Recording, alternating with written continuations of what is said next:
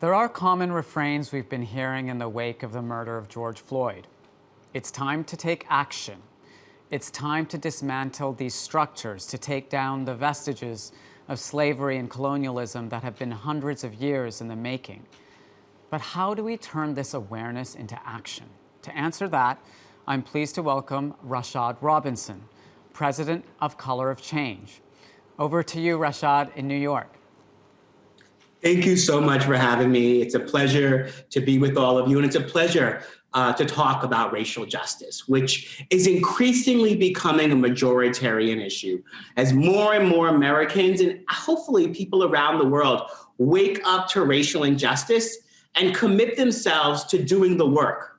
At Color of Change, we were founded almost 15 years ago in the aftermath of a flood, Hurricane Katrina, actually a little over 15 years ago. Hurricane Katrina was caused by bad decision makers, and it turned into a life-altering disaster by bad decision makers. Black folks were literally on their roofs begging for the government to do something and left to die. You know, Katrina illustrated a lot of things that people already knew: geographic segregation, generational poverty, the impacts of what we've done to our planet, and so many other issues. But at the heart of it, no one was nervous about disappointing Black people. And, you know, part of the work at Color of Change is translating presence and visibility into power, translating the issues that Black people face, the awareness of our issues, into the power to actually change the rules. And so this summer, as more and more people woke up, whether it was the killing of Breonna Taylor and Ahmaud Arbery, the video of George Floyd, or that video from Central Park with Amy Cooper, giving us the strategy that we so often don't get to see. There's a Black man here. He's threatening me.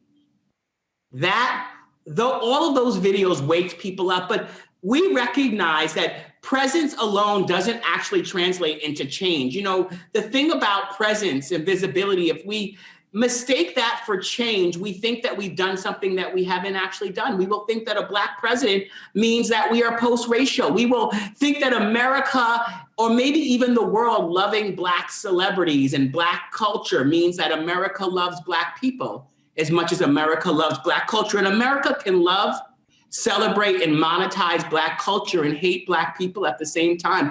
Those two things don't have to be in competition. And so part of what I hope to talk to you about is what we can all do to translate presence and visibility into power, to change the rules, to translate our caring into action. And so, you know, part of this is really recognizing the sort of different worlds that we live in, the sort of different ways and the different responses that white people will get and Black people will get for the same exact interaction, that racism is not just about our individual feelings, it is about an experience that people have every single day. This just shows the differences in responses that communities get to not wearing a mask in the US. The ways in which racism undergirds and permeates every single aspect of our lives, and the ways in which, once again, not simply our caring, but the role of power, whether it's the written rules of policy or the unwritten rules of culture, sort of dictate the ways in which people engage. You know, the other sort of way in which, you know, I want to sort of talk about this issue and talk about sort of where we're at is recognizing the role of power, power being the ability to change the rules. You know, we saw this summer, I'm not sure if my slides are coming up. Okay, there we go. I want to go one more. You know, we saw many changes take place this year. And the question that we have to ask ourselves is, were they real changes in the rules that affect Black people's lives? Were they changes that actually made things different? We heard corporations saying Black Lives Matter. We saw celebrities speaking out. We saw people donating money. But once again, we have to continue to interrogate our role in sort of the way in which these issues impact people's lives. These issues impact sort of the engagement. And we have to start first and foremost by actually explaining and talking about the problem the right way. Far too often we talk about the issues of race in a passive voice. We will talk about communities impacted in active ways and the systems in a passive way. So we will say things like, Black people are less likely to get hired in the fashion industry, instead of the fashion industry excludes Black people. On one hand, we end up with a whole lot of mentorship pipeline programs that don't actually hold an industry accountable, that try to fix Black people and try to fix people who have been excluded. On the other hand, we focus our energy on actually changing the structures and the systems that have excluded people. All of us in our day-to-day lives should be asking ourselves, how are we talking about the issues? Are we talking about it in ways that lead to charitable solutions? Or are we talking about these issues in ways that lead to structural change? On one hand, when we talk about problems where the community is vulnerable, we spend our time trying to fix the people. When we talk about the systems and the structures, we spend our time trying to fix those systems and those structures. So, moving to the next slide.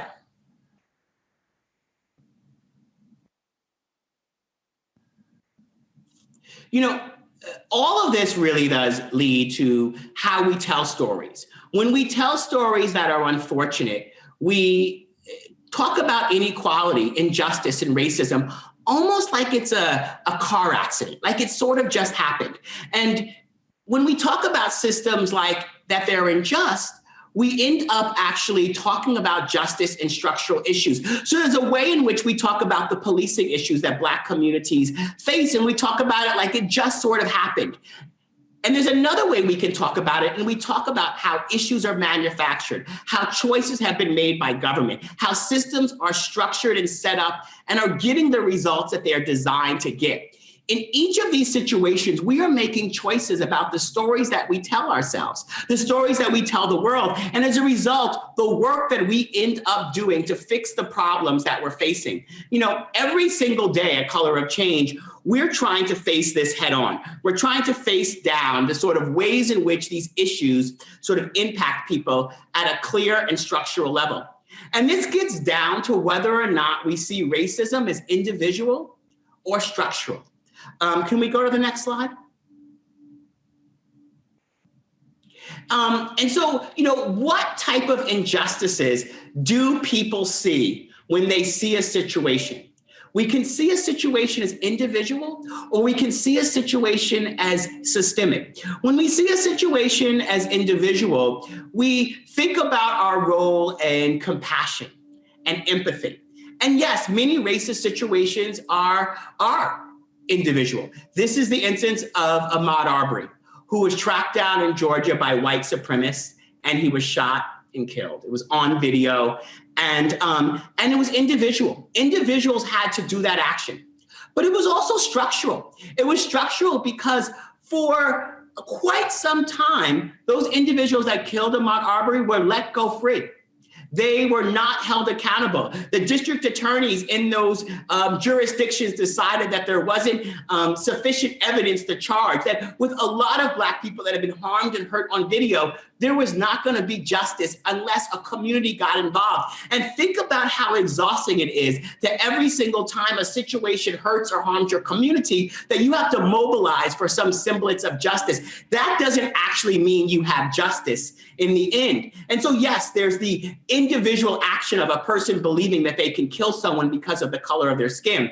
And then there's a systemic situation in which a jurisdiction or a society believes that that life isn't worthy of fighting for or defending. And if I bring this down to sort of the ways in which we think about our own individual businesses or our day-to-day lives, there's the interpersonal of how we deal with racism, and then there's the structural of how we engage with racism. And so I will sometimes hear a lot of people talk about empathy and compassion. And those are incredibly important tools and vehicles. We should all work to be empathetic. We should all work to be compassionate. But I think the question that we all have to ask ourselves is, what does an empathetic society look like? What does a compassionate society look like? What does our empathetic business practices look like? What do our compassionate business practices look like? If we say we are empathetic and we say we are compassionate, but we are complicit every single day in systems and structures that are harming people, are we truly empathetic? Are we truly compassionate? Can we go to the next slide? And so I think it's really important that we all recognize that our decisions each and every day do not exist outside of the incentive structures that keep racism alive. They are products of them. Every single day, we are making decisions in our day-to-day work that is either breaking down racism and breaking down racist structures, or we are helping to keep them up. There is no neutrality when it comes to racism. We are either benefiting and holding it up, or we are actively working to tear it down. And I think 5, 10, 15 years from now, we can all look back on this time, this moment, what we did, how we stood up, what we sort of contributed to making society better. And we are going to have to ask ourselves, did we use the tools and resources at our disposal to challenge the systems and structures that put people in harm's way? Or were we complicit in holding them up? And then there are some things that we have to continue to ask ourselves in terms of our actions as part of that. Next slide.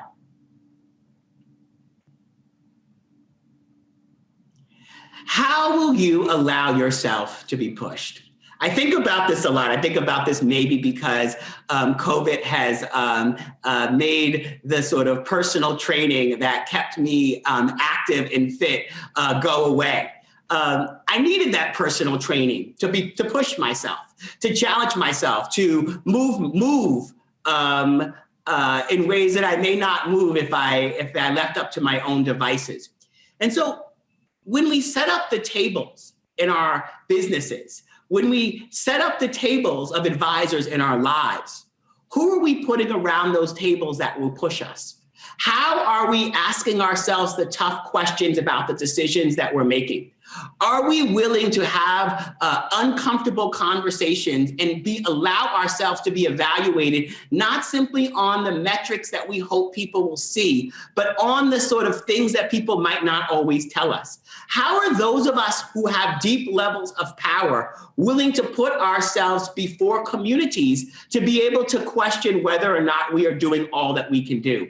How are we allowing ourselves to be pushed? And if you are a person in power and you're not allowing yourself to be pushed on the ways in which change can happen, you are the person in the story that you don't want to be.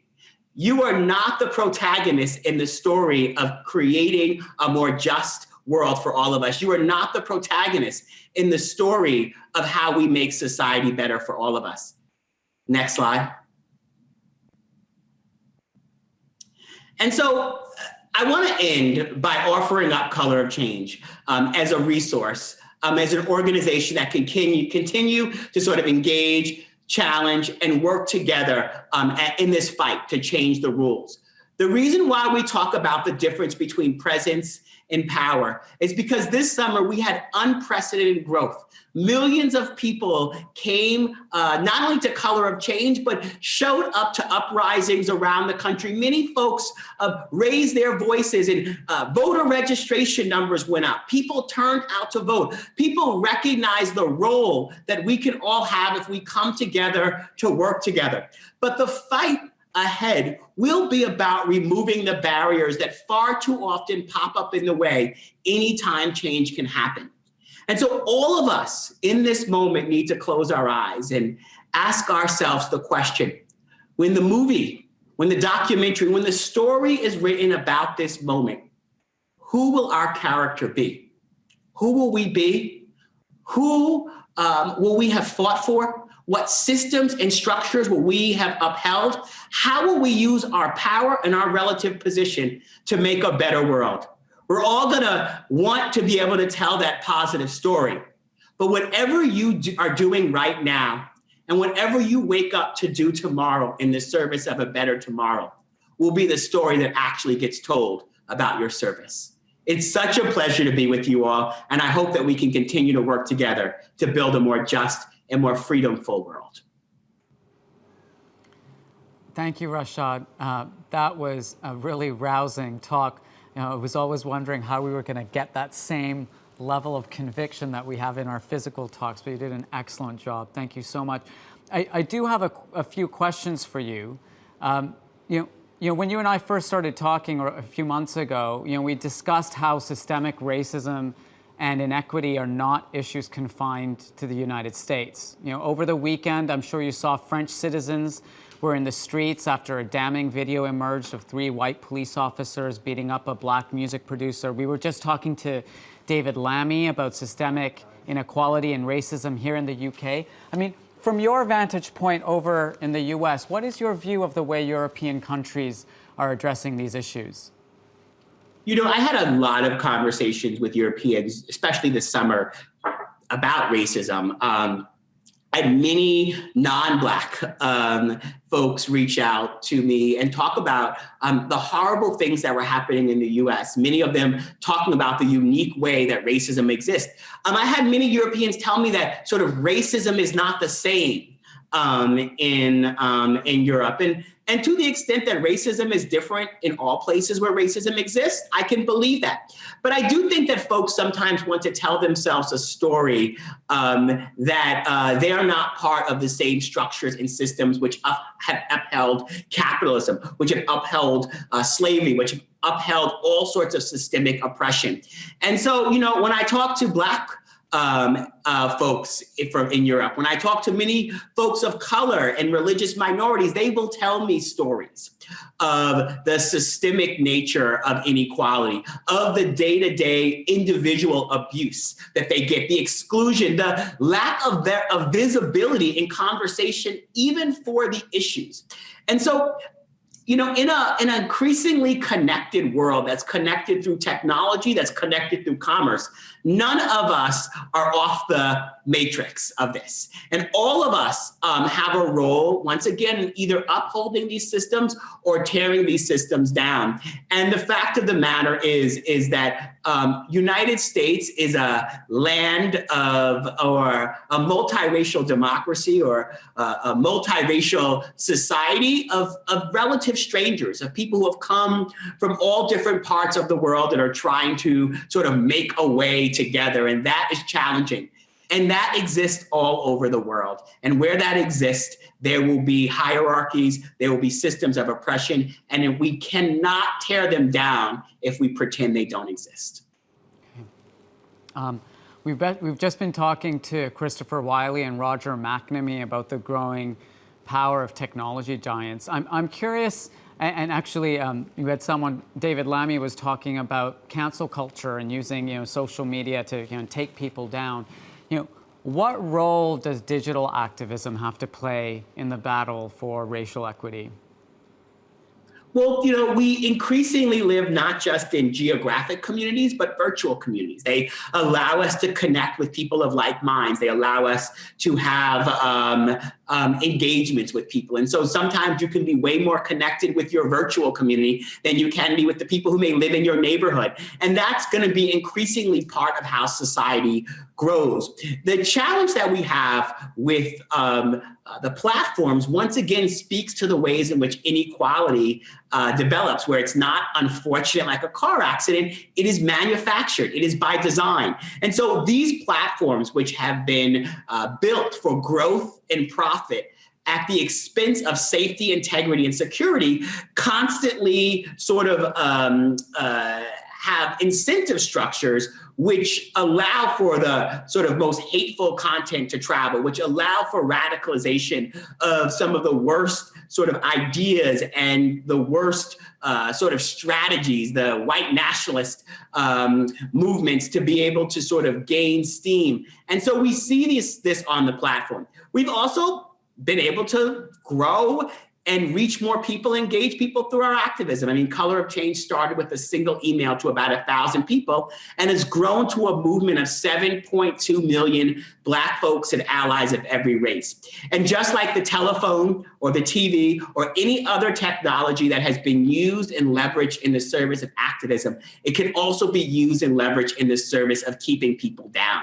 And so no technology, once again, is neutral. And both in the design, which is very important, and in the execution, we have to be vigilant about making sure that racial justice, that civil rights protections, that human rights protections are at the heart of how we think about these, so that folks who are religious minorities, gender minorities, racial minorities are not under attack by technology that is supposed to bring us into the future, but is in so many ways designed to drag us into a past.